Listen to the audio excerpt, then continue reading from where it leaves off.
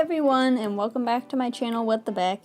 Today I'm going to be decorating my bullet journal for the month of March, but of course we have to flip through February 1st, which was aquarium themed, and I really liked the colors of this month. They were really bright and cheerful and kind of helped me stay in a good mood.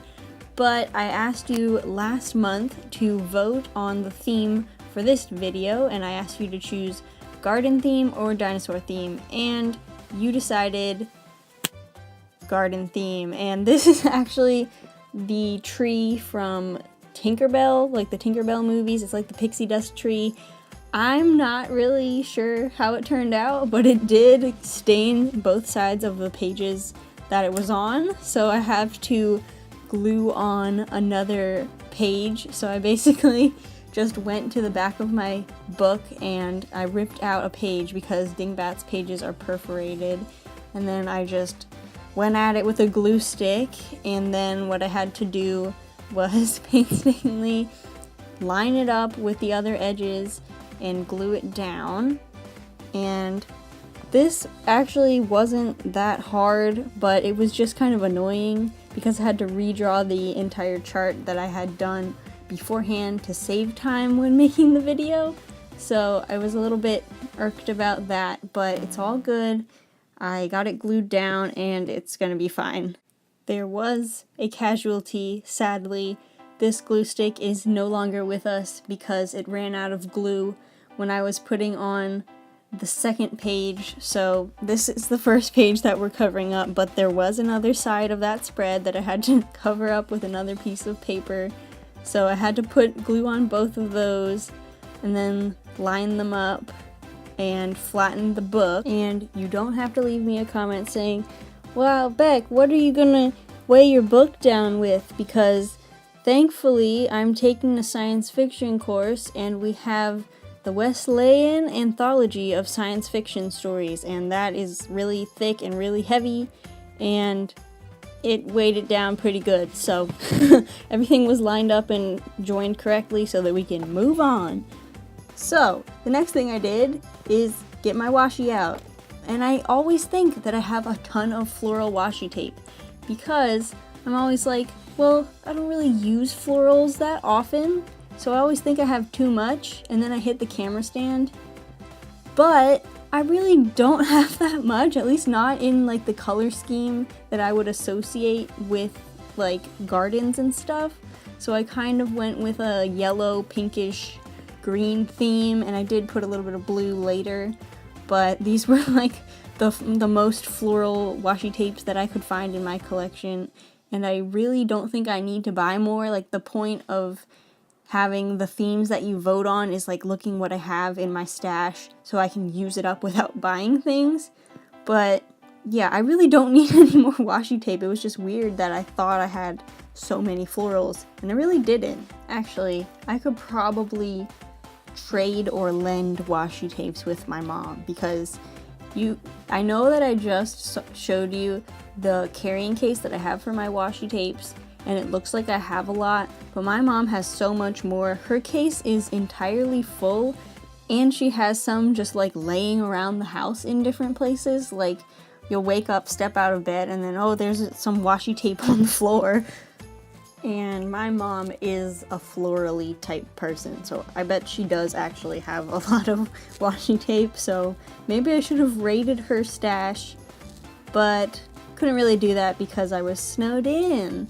Which kind of is ironic, seeing as I'm making a garden theme, and gardens don't really do that well in the snow.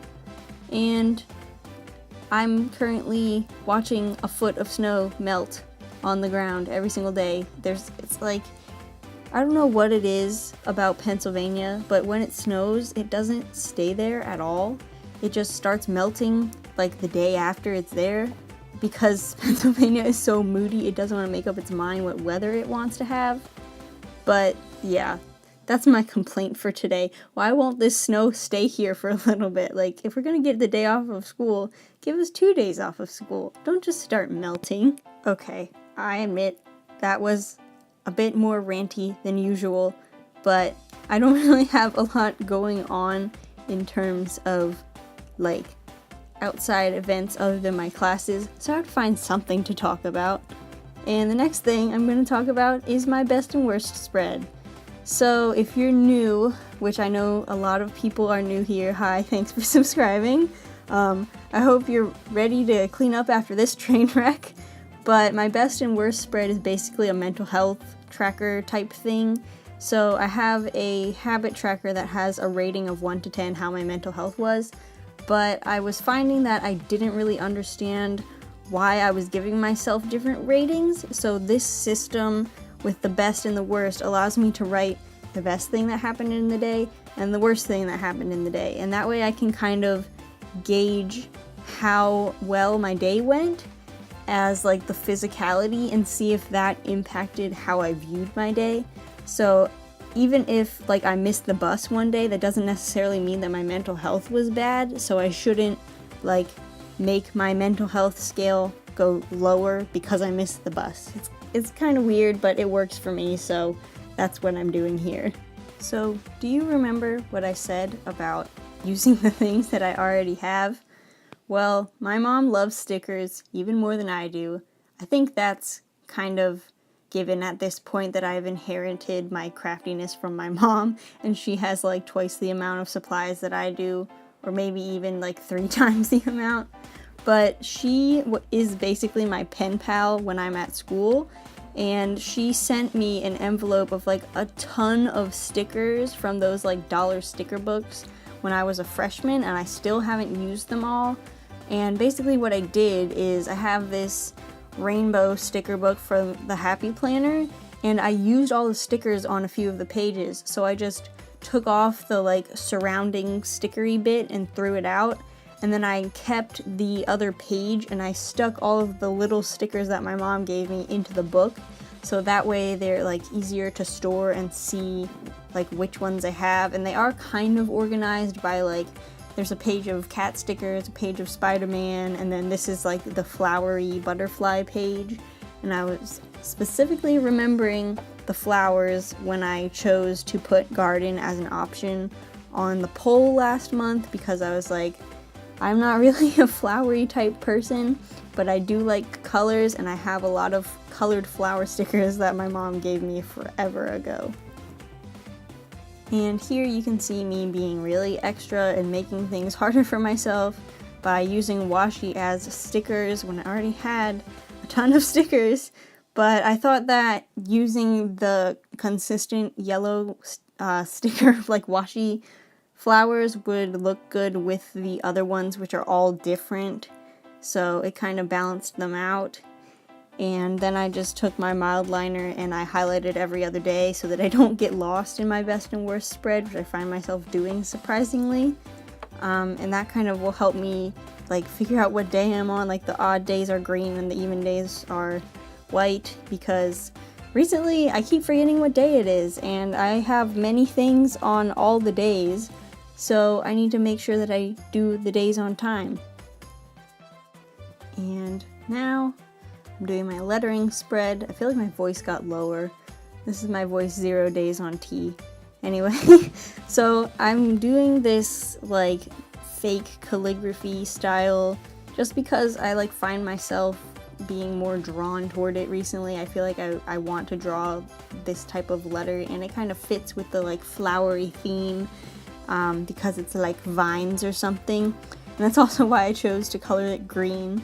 But I don't really know what my lettering is going to be this month yet. I know that the lettering prompts were released on Cindy's Patreon today, but I haven't had a chance to look at them yet. Hello, it is I, the Beck of the future. I have since looked at Cindy's Patreon, and she is doing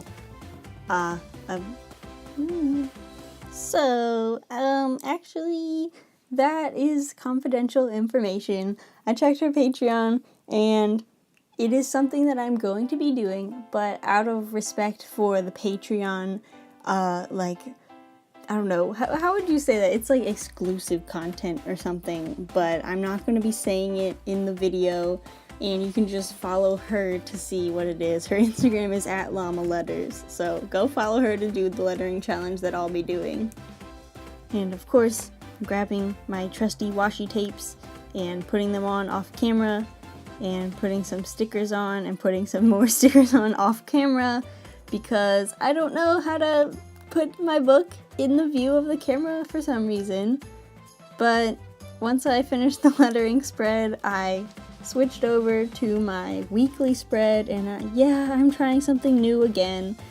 The format that I wanted to try last month really didn't work out for me, so instead I'm doing like a giant task list and then journaling on the side of the page so that I can use literally the entire page with tasks if I have to, and I won't be wasting space.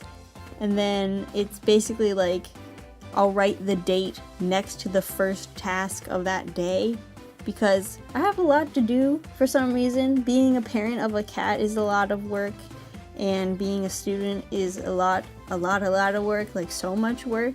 Like, I sometimes can't believe the amount of work that I do in a day, but I also have a job now and things that come with that, so I just decided to put all the things in my journal so I don't forget them. And I did the same type of lettering on this page, but I changed it up. It's yellow this time. These vines are drying out and dead, or maybe they're just covered in pixie dust. I'll let you decide about that. So, of course, we are going to do the final flip through. So here's the March cover page, my habit tracker, the best and worst spread, my lettering, and my first weekly. If you liked this video, even though it's kind of scatterbrained, you can subscribe and like the video, and I'll see you in my next one. And feel free to leave a comment with whatever you voted for in the poll, and I will see you in my next video. Bye!